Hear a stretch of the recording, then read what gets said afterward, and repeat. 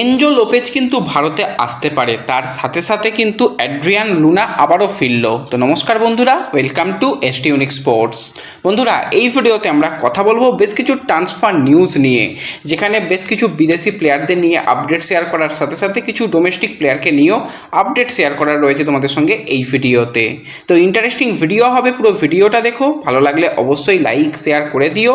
আর যারা চ্যানেলে প্রথমবারের জন্য এসেছো, মনে করে চ্যানেলটাকে সাবস্ক্রাইব আর ফলো করে নিও, তাহলে প্রিয় দলের খেলার সমস্ত আপডেট তোমরা এখানে পেয়ে যাবে।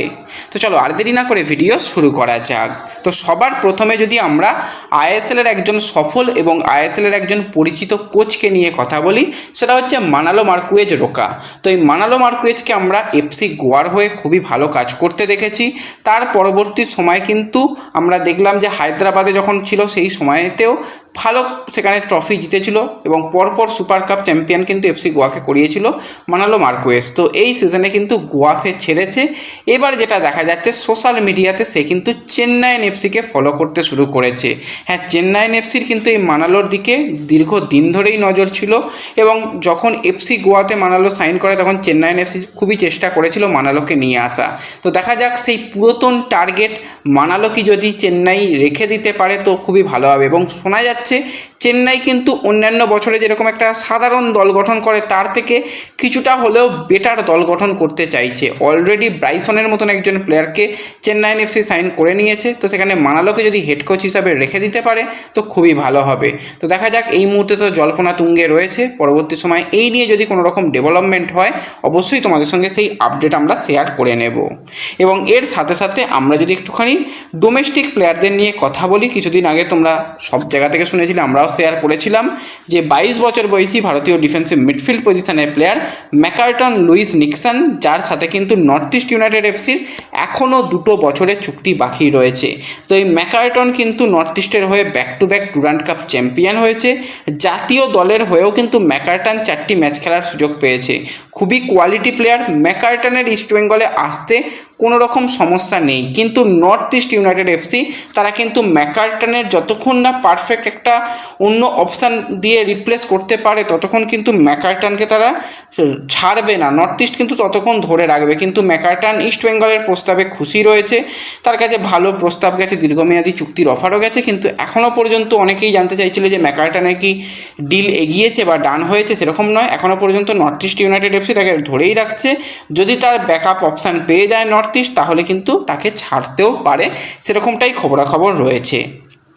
এর সাথে সাথে আমরা যদি একটুখানি আইএসএলের মঞ্চে অন্যতম সেরা একজন মিডফিল্ডারকে নিয়ে কথা বলি, সেটা হচ্ছে 34 বছর বয়সী উরুগুয়ের অ্যাটাকিং মিডফিল্ড পজিশনের প্লেয়ার অ্যাড্রিয়ান লুনা, যাকে আমরা দেখেছি কেরালা ব্লাস্টার্সের হয়ে দীর্ঘদিন ধরে খেলতে। সেই 2021 সাল থেকে আইএসএলে আসা। লাস্ট সিজনে কেরালার সঙ্গে কন্ট্রাক্টেড থাকলেও কিন্তু একটা লোন ডিলে সে কিন্তু ইন্দোনেশিয়াতে চলে গিয়েছিল এবং সেখানে পারফরমেন্স করে কিন্তু আবারও আইএসএলে ব্যাক করছে। আইএসএলে এখনও পর্যন্ত 70 ম্যাচে 12 গোলের সাথে সাথে 23টা অ্যাসিস্ট করতে তাকে দেখা গেছে এবং যতটা কেরালার হয়ে খেলেছে খুবই কিন্তু ভালো পারফরমেন্স কিন্তু রয়েছে এই অ্যাড্রিয়ান লুনার। তো লুনার কন্ট্রাক্ট শেষ হয়ে গেছে, তার যে কন্ট্রাক্টেড দল ছিল সেই দলের সঙ্গে কন্ট্রাক্ট শেষ হয়ে গেছে, তারাও কিন্তু অফিসিয়ালি থ্যাংক ইউ জানিয়ে দিয়েছে এবং লুনা কিন্তু আরও একবার কেরালা ব্লাস্টার্সে ব্যাক করছে। এবং লুনাকে নিয়ে যদি আমরা একটুখানি কথা বলি, লুনার ব্যাপারে কিন্তু আরও আইএসএলের 2 থেকে 3টে দল কিন্তু ইন্টারেস্ট শো করছে, কারণ আর লাস্ট ইয়ার কন্ট্রাক্ট বাকি রয়েছে লুনার। লুনাকে কি কেরালা তাদের দলে রাখতে পারবে? কারণ লুনার একটা স্যালারি যথেষ্ট ভালো স্যালারি। তো সেই স্যালারিকে যদি না রাখতে পারে তো সেক্ষেত্রে ট্রান্সফার ফি নিয়ে কিন্তু তারা ছেড়ে দিতেও পারে, যেহেতু কন্ট্রাক্টেড প্লেয়ার। তো কিছু ক্লাব কিন্তু চেষ্টা চালাচ্ছে এই লুনাকে নেওয়ার জন্য। এবং আরও একটা ব্যাপার একটুখানি তোমাদের সঙ্গে বলে রাখি, অ্যান্তোনিও লোপেজ হাবাসের অফিসিয়াল যে সিগনেচার সেটা আজ কমপ্লিট হয়ে গেছে। বড় পোর্টাল থেকে আমাদের শিবাজিদার মতন দাদা সেও কিন্তু জানিয়ে দিয়েছে, একদম অ্যানাউন্সমেন্ট যে কোনো দিন যে কোনো মুহূর্তে এসে যাবে। আমি তো এক্সপেক্ট করছি যে এই উইকের এসে যাওয়া উচিত, আজ অথবা কাল এসে যাওয়া উচিত, না হলে পরের উইকে হলেও খুব একটা হবে না, তার কিন্তু অ্যানাউন্সমেন্ট এসে যাবে। এবং যেটা বলছিলাম, এই অ্যাদ্রিয়ান লুনাকে কিন্তু একটা সময় মোহনবাগানে নিয়ে যাওয়ার জন্য কিন্তু অ্যান্তোনিও লোপেজ হাবাস খুব চেষ্টা করেছিল, কিন্তু সেই মুহূর্তে সেই ডিলটা ডান হয়নি। তো লোপেজ হাবাস কি কোনোরকমভাবে অ্যাদ্রিয়ান লুনাকে চাইতে পারে? হ্যাঁ, দেখো, সেই জায়গায় ড্যানি র্যামিরেজকে সাইন করানো হয়েছে, যারও এই 34-35 বছর বয়স। ড্যানি র্যামিরেজের থেকে এই অ্যাড্রিয়ান লুনার কোয়ালিটি আরও ভালো, খুবই একজন বল প্লেয়িং প্লেয়ার, যেই রকম প্লেয়ারকে অবশ্যই অ্যান্তোনিও লোপেজ হাবাস পছন্দ করে। একজন বল প্লেয়িং অ্যাটাকার, সেকেন্ড স্ট্রাইকার পজিশনে খেলতে পারে, সেট পিস ভালো নিতে পারে, এরকম প্লেয়ারকে কিন্তু অবশ্যই কোচ খুবই পছন্দ করে। তো শোনা যাচ্ছে তো অফার রয়েছে দুটো ক্লাবের। আমি সত্যি কথা বলতে নাম জানি না, যতটুকু ওই 2-4 করে হয় ততটুকু তোমাদের সঙ্গে শেয়ার করলাম। ইন ফিউচার যদি ইস্টবেঙ্গল নজরে রাখে তাহলে অবাক হবে না, আজকের দিনে সেই আপডেটটাও তোমাদের সঙ্গে শেয়ার করে রাখলাম। তো এরপর যদি আমরা একটুখানি আরও এক ডোমেস্টিক প্লেয়ারকে নিয়ে কথা বলি, সেটা হচ্ছে 30 বছর বয়সী আমাদের ডিফেন্সিভ মিডফিল্ড পজিশনের প্লেয়ার সাহিল টাবোরা। এফসি গোয়ার সঙ্গে কন্ট্রাক্ট শেষ হয়ে গেছে, নতুন করে গোয়ার সাথে কিন্তু সাহিল কোনো রকমভাবে চুক্তি করছে না। ইস্টবেঙ্গল ম্যানেজমেন্ট তার সাথে কথাবার্তা কিছুটা চালিয়েছিল, কিন্তু ওই অফিসিয়াল ডিল ডান তো হয়নি।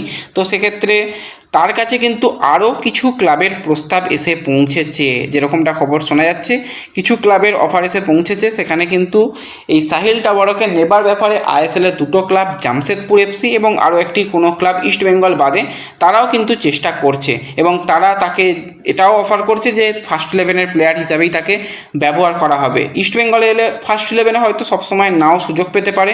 তো সেক্ষেত্রে ডিল ডান, ইস্টবেঙ্গল যেহেতু অফিসিয়াল করেনি, তো সেক্ষেত্রে এই ডিলটার দিকেও তাকিয়ে থাকতে হবে। অন্য ক্লাব যেহেতু রেসের মধ্যে এসে গেছে, যে কি হয় না হয় সেই দিকে আমাদের অবশ্যই নজর থাকবে।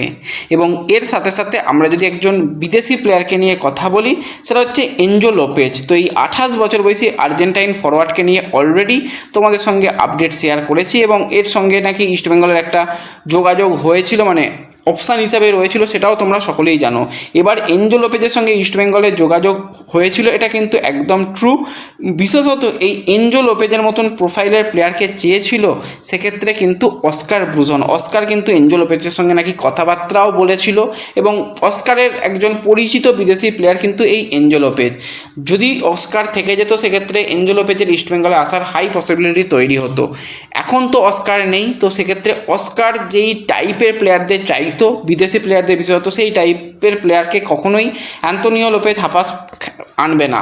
অবশ্যই অস্কার একজন অ্যাটাকিং মাইন্ডসেটের কোচ, সেখানে লোপেজ হাবাস কিন্তু আগে ডিফেন্স পরে অ্যাটাক। একটা যদি গোল করে দিই তাহলে সেই একটা গোলই করে ধরে রাখবো, কিন্তু লোপেজ সেদিকে অস্কার ব্রুজন কিন্তু ছিল যে আমি গোল বেশি করব। তো সেই দুজনের ফুটবলের ধরন আলাদা, সেক্ষেত্রে কিন্তু এই এনজো লোপেজের আসার চান্স এই মুহূর্তে যেরকমটা মনে হচ্ছে যে ইস্টবেঙ্গলে হয়তো তার আসার চান্স অনেকটাই কমে গেল, কিন্তু তার ভারতে আসার চান্স রয়েছে। আইএসএলের দুটি ক্লাব কিন্তু তার ব্যাপারে ইনকোয়ারি করেছে। একটি ক্লাব হচ্ছে অবশ্যই এফসি গোয়া, এবং অপর ক্লাব হচ্ছে কিন্তু একটু সারপ্রাইজ ব্যাপার, সেটা হচ্ছে কেরালা ব্লাস্টার্স। তারাও কিন্তু এই এনজো লোপেজের ব্যাপারে একটা ইনিশিয়াল ইনকোয়ারি করেছে বলেই শোনা যাচ্ছে। তো দেখা যাক শেষ পর্যন্ত এনজো লোপেজকে কোন ক্লাব সাইন করায়, সেই দিকে আমাদের অবশ্যই নজর থাকবে। এবং তার কাছে সাইপ্রাসের ক্লাবেরও অফার রয়েছে বলেই শোনা যাচ্ছে। তো ব্যাস এই ভিডিওতে এই আপডেটগুলোই শেয়ার করার ছিল। ভিডিও ভালো লাগলে লাইক শেয়ার করে দিও, চ্যানেলে প্রথমবারের জন্য এলে সাবস্ক্রাইবার ফলো করে নিও। দেখা হবে পরবর্তী ভিডিওতে, ধন্যবাদ।